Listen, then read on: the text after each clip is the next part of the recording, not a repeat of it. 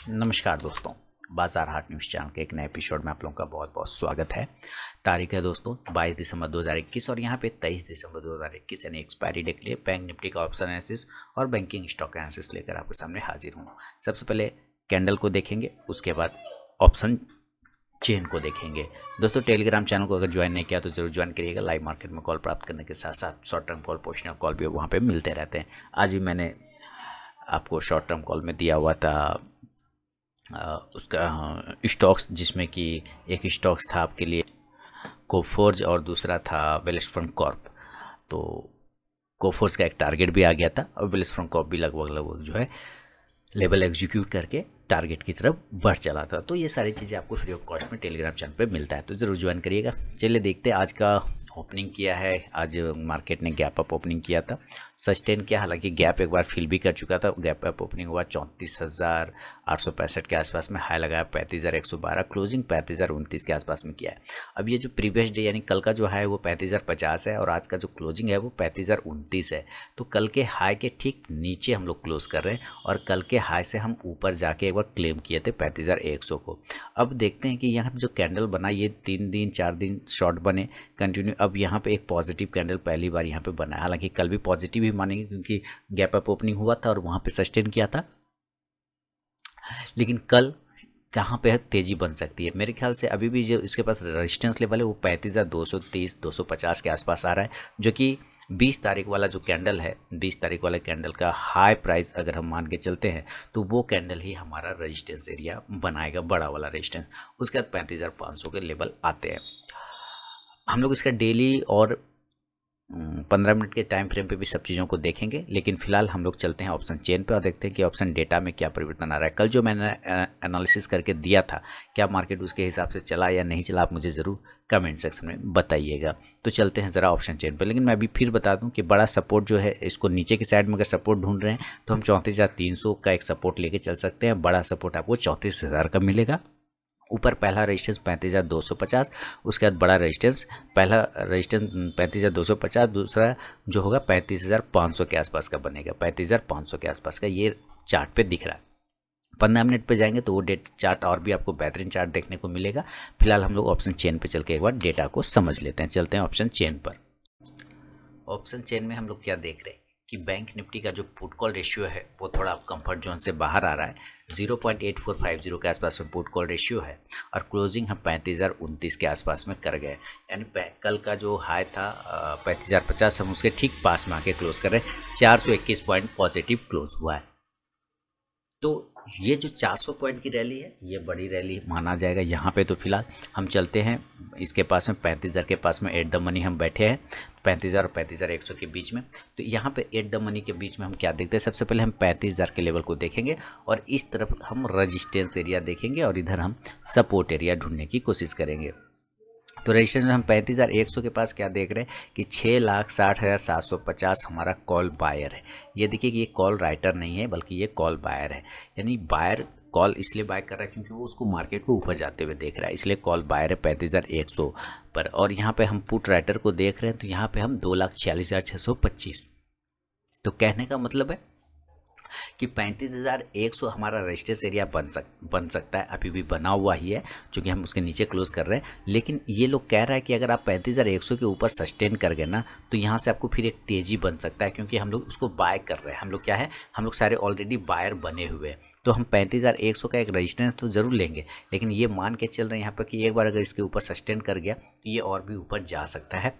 उसी तरह से हम 35,200 के एरिया को हम देखने की कोशिश करते हैं तो यहाँ पे भी 12,60,525 हमारा कॉल बायर है, जिसमें 4,01,850 आज ही ऐड हुआ है। इसके मुकाबले हम पुट राइटर की बात करते हैं तो पुट राइटर 2,41,000 है। तो 35,200 का एक लेवल यहाँ पे भी हमारा रेजिस्टेंस एरिया बना रहा है और वो रेजिस्टेंस एरिया इस प्रकार से है कि 12 लाख का कॉल में ओपन इंटरेस्ट बना हुआ है। 12 लाख का एक बार अगर ये कॉल इसके ऊपर सस्टेन कर गया 35,100 के ऊपर ना, तो ये सारे 35,200 वाले जो है ना, 35,200 वाले ये अपने आप को कहीं ना कहीं ट्रैप करने लग जाएंगे, यानी कि शॉर्ट ऊपर की साइड में ही लेवल देखने लग जाएंगे। और जब ये ऊपर के लेवल तो ऑलरेडी देख भी रहा है, इसलिए इन्होंने कॉल को बाय कर रखा है। कितना? 35,200 के कॉल को बाय करके रखा है। इसलिए इन लोगों ने चूंकि पॉजिटिव सेंटीमेंट लेके चल रहा है, प्लस में लेके चल रहा है कि मार्केट यहाँ से ऊपर ही जाएगा, नीचे नहीं आएगा। ये लोग अब मार्केट पे कहाँ रेजिस्टेंस बना रहा है? तो 35,700 पे बना रहा है। आप देखिए यहाँ पे कॉल राइटर बना हुआ है, तो ये बांध के चल रहा है कि मार्केट अभी यहाँ से नहीं रुकेगा और ये अब चला जाएगा 35,700 पे। इसलिए लोग 35,700 पे आके जो है अपने आप को रेजिस्टेंस क्रिएट कर रहा है 35,700 पे। तो 35,600 तक ये लोग बोल रहा है कि निर्बाध रूप से ऊपर चला जाएगा, लेकिन ऐसा बिल्कुल भी नहीं है, क्योंकि ये ओपन इंटरेस्ट है, यानी किसी भी वक्त चेंज हो सकता है। डेटा के हिसाब से किसी भी वक्त मूड बदल सकता है और ये सारे call writer, call buyer call writer में कन्वर्ट हो सकते हैं। इसलिए हमें ये सारे लेवल को लेके चलना पड़ता है, डेटा को समझ के चलना पड़ता है। 35,300 का मुकाबला करें, मैंने क्या बोला, पहला लेवल आपको 35,200 250 के आसपास रेजिस्टेंस आ रहा। तो ये 35,200 पर हम देख रहे हैं कि 12 लाख 60,000 सबसे ज़्यादा, इसीलिए मैंने वो लेवल आपको बताया, चार्ट पे दिख रहा था और यहाँ डेटा पे भी मैच करा। 8,05,100 हमारा कॉल बायर बैठा हुआ है 35,300 पर। इसके मुकाबले हम पुट की बात करते हैं तो 1,05,000 है। तो हम 35,300 पे भी एक रेजिस्टेंस एरिया तो देख ही रहे हैं, लेकिन ये टच हो सकता है। इसी तरह हम 35,400, मैं 35,500 को लेवल को नहीं देखूंगा, मैं 35,400 को ही देखूंगा। रीज़न, 35,500 पे ऑलरेडी बहुत बड़ा रेजिस्टेंस जोन है, तो हम 35,400 पे सेफली एग्जिट होने की कोशिश करेंगे, जहाँ पे 7,19,925 कॉल बायर है। इसके मुकाबले पुट की बात करते हैं तो 1 लाख के आसपास में बना हुआ है। तो मैं फिलहाल 35,400 तक का लेवल चलूंगा। आप कहेंगे 35,500 तक क्यों नहीं लेंगे? क्योंकि 500 पे साइकोलॉजिकल लेवल का रेजिस्टेंस बना रहता है, तो हम कहीं ना कहीं उसके पहले सेफली रूप से एग्जिट होने की कोशिश करेंगे, इसलिए 35,400 को पकड़ के ही चलेंगे। अब यहाँ पे देखेंगे, क्या देख रहे हैं कि 35,000 इस रेजिस्टेंस के अलावा सपोर्ट ढूंढने की अगर हम कोशिश करें तो सपोर्ट में एक बार चेक करते हैं। सपोर्ट ढूंढ रहे हैं तो यहाँ पे हम क्या देख रहे हैं कि 35,000 पर सबसे पहला सपोर्ट आपको 35,000 पर मिल रहा है। कहाँ पे? यहाँ पे पुट राइटर 15,11,225 का है, लेकिन हम 35,030 के आसपास में क्लोज कर रहे हैं, जस्ट अपने सपोर्ट एरिया के पास। इसके मुकाबले हम कॉल में देखते हैं तो 20,29,875 है। तो यहाँ पे 15,11,225 पुट राइटर अगर हम देखें कॉल के मुकाबले में तो कम है, लेकिन चूंकि ये कॉल राइटर नहीं कॉल बायर है, इसलिए हमारा पहला एक सपोर्ट बन जाता है 35,000 का। ऐसा नहीं है कि ये नहीं टूट सकता है, टूट सकता है, क्योंकि हम बिल्कुल उसके पास में क्लोज कर रहे हैं ना, 35,050 के आसपास, 30 के आसपास क्लोज कर रहे हैं, तो हम यहाँ पे टूट सकते हैं, ऐसी कोई बात नहीं, बिल्कुल पास में। 34,900 पे क्या है? 7,04,250 पुट राइटर है। कॉल की बात करते हैं तो 4,32,000 है, तो जाहिर बात है इसके मुकाबला दुगुना है हमारा पुट राइटर, तो 35,900 हमारा एक अच्छा सपोर्ट दिख रहा है। यहाँ पे 34,800 की बात करें, ये 34,900 है। 34,800 पे बात करें तो 12,21,750 पुट राइटर है। इसके मुकाबले 4,68,650 है हमारा कॉल में, और वो भी शॉर्ट कवरिंग किया जा रहा है। ध्यान से देखिए, शॉर्ट कवरिंग किया जा रहा है। अब शॉर्ट कवरिंग का मुकाबला क्या है कि पहले कॉल को राइट किया गया होगा, अब उसको बाय करके वो लोग कवर कर रहे हैं, है ना। शॉर्ट किया होगा, सेल किया होगा, राइट किया होगा, अब उसको बाय कर, यानी कि ये कॉल बायर हो गया है। तो 35,800 भी हमारा एक अच्छा सपोर्ट 34,800, मैं बार बार 35,035, यहाँ 34,800, 34,900 और 34,800 होगा। ये 34,800, 34,800।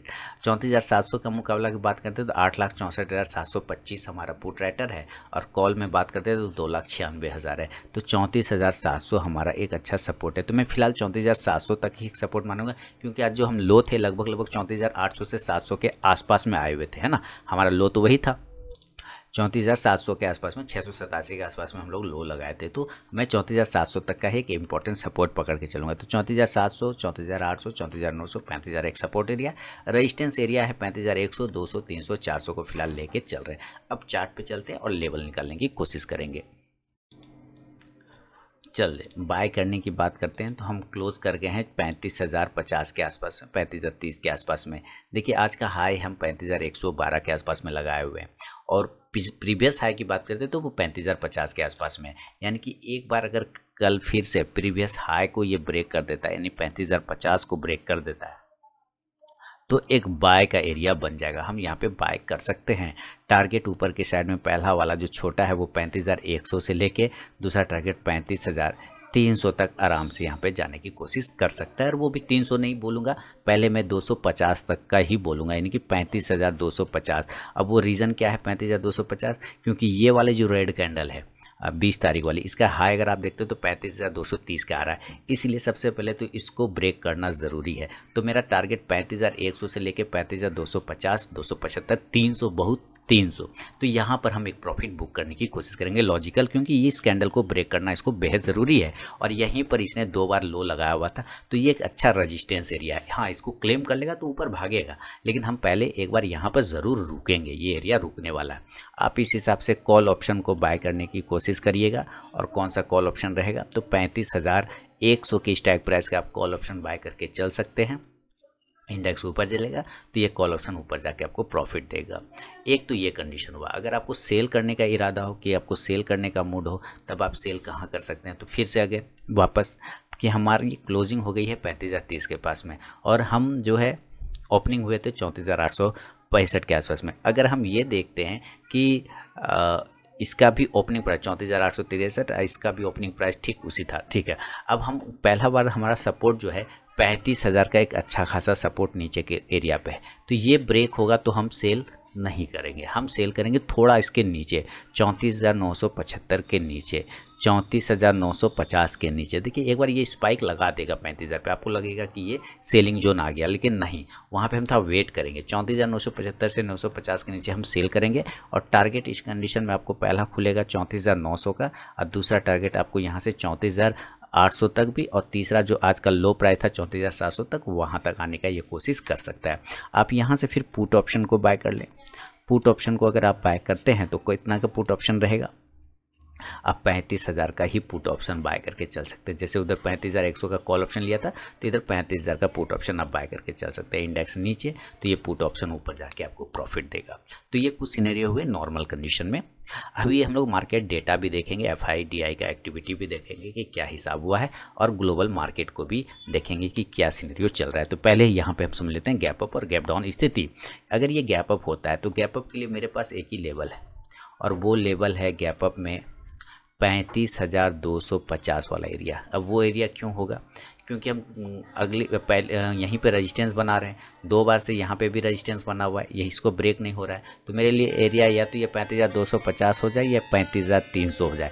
देखिए एक बार यहाँ पर अगर ये डायरेक्ट खुलता है ना, तो आपको एक बार सेल का तो पोजीशन लेना होगा, सेल करना होगा, क्योंकि तब यहाँ वाले 2 दिनों वाले लोग प्रॉफिट बुक करना चाहेंगे। तो इस जगह पे हम ज़रूर सेल करेंगे और ज़्यादा टारगेट की उम्मीद नहीं करेंगे। हम 35,200 से लेके नीचे टारगेट 35,100 तक आने की कोशिश कर सकते हैं, और बहुत ज़्यादा हुआ तो 35,050 तक भी आ सकते हैं। देन आप इस हिसाब से पुट ऑप्शन को बाय करने की कोशिश करेंगे। पुट ऑप्शन 35,200 के स्ट्राइक प्राइस का भी लेके चल सकते हैं। इंडेक्स नीचे तो ये पुट ऑप्शन ऊपर जाके प्रॉफिट देगा। एक सिनेरियो तो ये बन रहा है, अगर ये गैप अप खुल के नहीं गैप डाउन खुलता है, तब फिर उस हिसाब से क्या होगा लेवल, ये भी समझ लेते हैं। गैप अप नहीं खुल के गैप डाउन अगर खुल जाए, और गैप डाउन कहाँ खुल सकता है, तो देखिए ये जो लो है हमारा, इसी लो के आसपास में खुलना चाहिए अगर ये खुलता है तो, जो कि 34,300 400 ये 2 प्राइस आ रहे हैं। 34,035, हाँ बिल्कुल सही।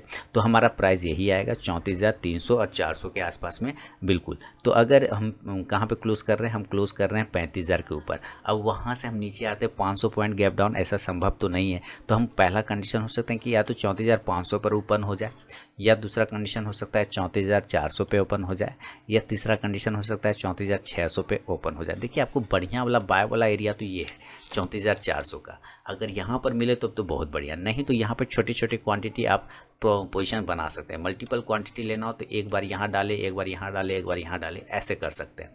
इन तीनों ही एरिया पे हम बाय में रहेंगे, और टारगेट ऊपर की साइड में खुलेगा 34,700 से लेके 35,000 तक का एक टारगेट देखने को आपको मिल सकता है। देन आप इस हिसाब से कॉल ऑप्शन को बाय करने की कोशिश करेंगे।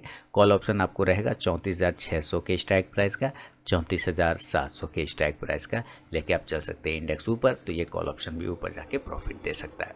तो ये कुछ सिनेरियो आपको मैंने गैप अप और गैप डाउन के बताए। इंडिकेटर अभी देखिए MACD में उतना स्ट्रेंथ है नहीं, हालांकि थोड़ा कवर करने की कोशिश कर रहा है, स्ट्रेंथ है नहीं। हमारा RSI ओवरसोल्ड भले ही है, तो ये हमारी एक सिचुएशन दे रहा है बाय साइड का। दूसरा PCR वैल्यू हमारा ओवरसोल्ड में था, एक वो दे रहा है। तो ये कुछ सिनेरियो हुए, लेकिन आपको इसका मार्केट डेटा भी समझना है और 15 मिनट के चार्ट को भी देखना है। देखिए 15 मिनट का चार्ट ही इसका बहुत ही बेहतरीन है। अब मैं आपको इसका 15 मिनट का चार्ट दिखा रहा हूँ। यहाँ पर जो कलाकारी है वो समझना है धीरे धीरे। थोड़ा सा चार्ट में बड़ा कर लूँ, और ये बड़ा हो गया। अब देखिए यहाँ पर क्या हो रहा है स्थिति। ये चार्ट को यहाँ इतना दूर में हम लोग समझने की कोशिश करते हैं। पहले मैं छोटा और कर लूँ और यहाँ से एक ट्रेन लाइन को ड्रॉ कर देता हूँ। ऐसे करके एक ट्रेन लाइन मैंने इस तरह से टच करा दिया, देखिए ऐसे, ठीक है। अब ये जो हमारा ट्रेन लाइन है, अगर आप ध्यान से देखेंगे तो आज क्या हुआ कि ये हमारा एक रेजिस्टेंस एरिया था, ये रेजिस्टेंस एरिया था और यहाँ पे भी वो रेजिस्टेंस एरिया था, उसके नीचे हम लोग थे। जब इसके ऊपर ये सस्टेन करना स्टार्ट हुआ तो इसी ट्रेन लाइन से सपोर्ट लेके ये ऊपर चला गया। एक चीज़ तो ये समझ में आ गया कि ये ट्रेन लाइन हमारा एक इंपॉर्टेंट सपोर्ट है, ठीक है। अब यहाँ पर आप एक पॉइंट को ध्यान से देखिए, ये पॉइंट को, ठीक है। अब इस पॉइंट में हम समझने की कोशिश करते हैं कि क्या क्या खेल हुआ है। यहाँ पर से भी समझते हैं कि टेक्निकल है तो काम करेगी, लेकिन आपको समझना भी होगा और साथ ही मार्केट चार्ट को, डेटा को मैच करना होगा। मैं इस पॉइंट को मैच करा के आगे ऐसे करके लेके चलता हूँ। तो आप क्या देख रहे हैं कि यहाँ पर जो हमारा पॉइंट है वो बिल्कुल मैच कर रहा है इसी जगह पर। और अगला जो अगर पॉइंट हम देखते हैं तो ये वाला एरिया जो हमारा रह जाता है अलग से, ये एरिया, तो अब इस एरिया को पास हम तो ब्रेक कर गए, क्लेम कर गए, तो हमारा अगला टारगेट 35,250 होगा। लेकिन अगर हम किसी तरह से नीचे आ जाते हैं, यहाँ से अगर हम नीचे आते हैं तो हम एक बार इस ट्रेन लाइन को दोबारा से क्लेम करेंगे। ध्यान से देखिए, मैं इस ट्रेन लाइन को आगे आ रहा हूँ। तो अगर मैं यहाँ से नीचे आते हैं तो हम लोग तो कितना नीचे आएंगे, तो यहाँ पर कहीं आएंगे, तो यहाँ का प्राइस कितना आता है, तो 34,575, 34,550। तो अब आप देखेंगे ध्यान से, ये लाइन जब मैं आगे यहाँ मैच कराऊंगा तो आपको वही प्राइस मिलेगा 34,575 के आसपास। तो इसका मतलब है कि अगर हम यहाँ से गिरते भी हैं तो हम कहाँ पे गिरेंगे, 34,575, 34,600, 550 भी ले सकते हैं और 34,600 का एरिया, इसके बीच में हम आके एक बार सपोर्ट ले सकते हैं। देन यहाँ से बाउंस करके ऊपर जाएंगे। तो अगर आपको अच्छी बाइंग बनेगी तो वो 34,500 से लेके 34,600 के एरिया में एक बार आपको बाय का जोन बन सकता है। इस ट्रेन लाइन से बाउंस करके ऊपर जा सकता है। और अगर यहीं से ये ऊपर गया तो ये ऊपर 35,300 तक के एरिया को क्लेम करेगा, उसके बाद 35,500 के एरिया को क्लेम करेगा। तो ये आपको चार्ट भी समझना पड़ेगा, डेटा भी समझना पड़ेगा। अब चलते हैं ज़रा हम लोग मार्केट डेटा, यानी कि एफआई और डीआई का एक्टिविटी आज क्या कर रहा है, कहाँ पे उन्होंने सेलिंग और बाइंग किया हुआ है। तो चलते हैं, देखिए अभी मैंने अपने यहाँ पे पोस्ट किया हुआ था। आप देखिए, सबसे पहले ओवरऑल ग्लोबल मार्केट को समझते हैं कि ग्लोबल मार्केट क्या हो रहा है। ग्लोबल मार्केट का जहाँ तक सिनेरियो दिख रहा है तो सब लगभग पॉजिटिव तो आपको दिख रहा होगा, लेकिन अगर आप ये देख रहे हैं, डाउ को देख रहे हैं, ये डाउ है, डाउ का चार्ट हम देख रहे हैं 6 पॉइंट पॉजिटिव चल रहा है, यानी कि नो प्रॉफिट नो लॉस में है। आप कह सकते हैं कि एक तरह का साइडवेज है ग्लोबल मार्केट, ठीक है। कुछ पॉजिटिव है, कुछ न्यूट्रल है, कुछ निगेटिव है, कुछ पॉजिटिव है, कुछ न्यूट्रल है। तो इस तरह से क्या करते हैं कि आप ये पूरा का पूरा ग्लोबल मार्केट जो है हम साइडवेज देख रहे हैं। ग्लोबल मार्केट क्या है, साइडवेज है। तो सिनेरियो आपको कल का समझ में आ सकता है। अब रात भर में कुछ और भी डेटा हो सकता है, लेकिन आज हमें एफआई और डीआई की एक्टिविटी पे ध्यान देना है, जो मैंने अपने मोबाइल ऐप पे भी पोस्ट किया हुआ था और टेलीग्राम चैनल पे भी पोस्ट किया होता है। इन चीज़ों को आपको ध्यान में ये रखना कि आज एफआई ने कैश में बिकवाली किया है 827 करोड़ का। टोटल कितना किया है, ये 22 दिसंबर का डेटा है। 827 करोड़ का कैश में बिकवाली किया है, यानी कि बेचा है। ऊपर से प्रॉफिट बुक किया। प्रॉफिट बुक तो अब नहीं कह सकते कितना प्रॉफिट बुक करेगा वो, क्योंकि ऑलरेडी बहुत ऊपर से बेच चुका है, तो वो फ्रेश बिकवाली किया।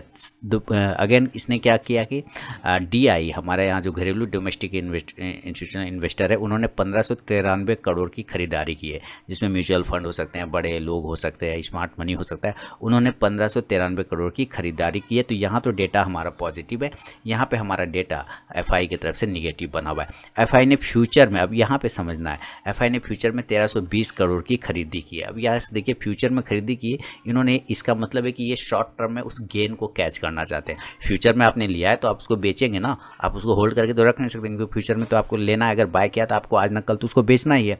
तो ये यहाँ पे शॉर्ट टर्म में गेन को मार्केट अभी हो सकता है कि ऊपर लेके जाए और देन वहाँ से प्रॉफिट बुक कर ले। हो सकता है ये कल ही प्रॉफिट बुक कर ले, ये भी हो सकता है। क्यों ऐसा कह पा रहा हूँ, क्योंकि इन्होंने ऑप्शन में 2443 करोड़ की बिकवाली की है। ऑप्शन में 2443 करोड़, 2443 करोड़, यहाँ पे डेटा पूरा खराब है। अब ऑप्शन में बिकवाली किया तो अब ये समझिए, या तो इन्होंने पुट को बेच दिया है, या तो इन्होंने पुट को राइट किया है, या इन्होंने क्या किया है, कॉल को राइट किया। यही तो दो चीज़ हुआ होगा, या तो पुट को राइट किया होगा या तो कॉल को राइट किया होगा। क्योंकि बाय का यहाँ पे नहीं है, क्योंकि यहाँ पे सेलिंग है, इसलिए ये माइनस में दिखा रहा है। तो यहाँ या तो पुट को बाय किया या तो कॉल को बाय किया। अगर इन्होंने पुट को बाय कर लिया है, अगर सॉरी पुट को सेल कर दिया है या कॉल को सेल कर दिया है, तो इसका मतलब अगर इन्होंने पुट को सेल किया हुआ है, पुट को राइट किया हुआ है, तो कहने का मतलब है तब ये तो मार्केट को कल प्रॉफिट बुक कर लेगा बंदा।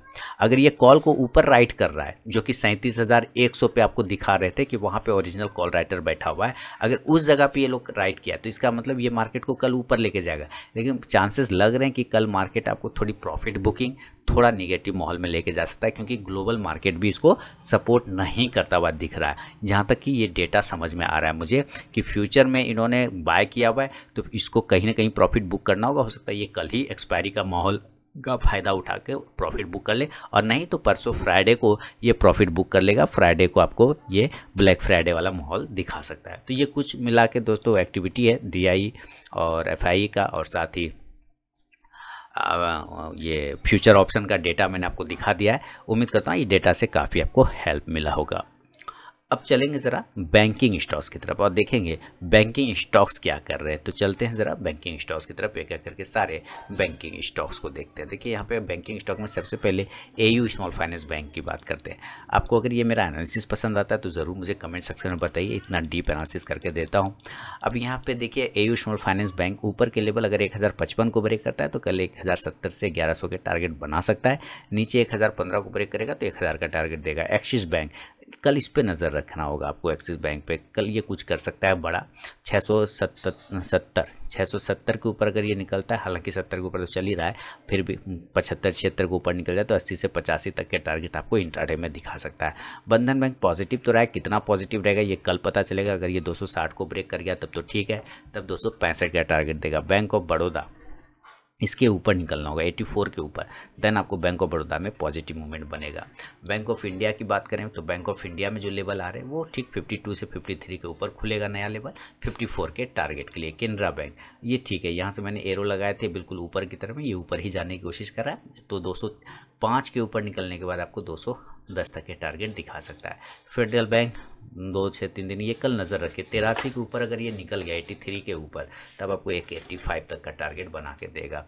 HDFC बैंक की बात करते हैं तो फिलहाल मूवमेंट में तो है, 1460 के ऊपर अगर निकल जाए तो फिर मामला आपको 1470, 80 और 90 तक का भी दिखा सकता है। ICICI बैंक पॉजिटिव है, वापस से पॉजिटिव होने की कोशिश भी किया, सक्सेस भी किया। 735-36 के ऊपर कल निकलता है तो 740 से 45 तक के टारगेट बना सकता है। IDFC फर्स्ट बैंक मैं इसको हमेशा आपको बोलता हूँ बाय ऑन डीप करिए, लॉन्ग टर्म स्टॉक्स है, पोर्टफोलियो स्टॉक है, इसमें इंट्राडे शॉर्ट टर्म नहीं करना है। जब भी डीप मिले बाय करिए, एक अच्छा पोजीशन बना के आपको देगा। इंडियन बैंक की तरफ भी बढ़े तो इसमें 145 के ऊपर निकलेगा तो एक बार ये 148 से 50 के टारगेट दिखाएगा। इंडसइंड बैंक में कोई मूवमेंट ऐसे अभी नहीं है, 890 से 900 के ऊपर निकलेगा तो 920 के टारगेट।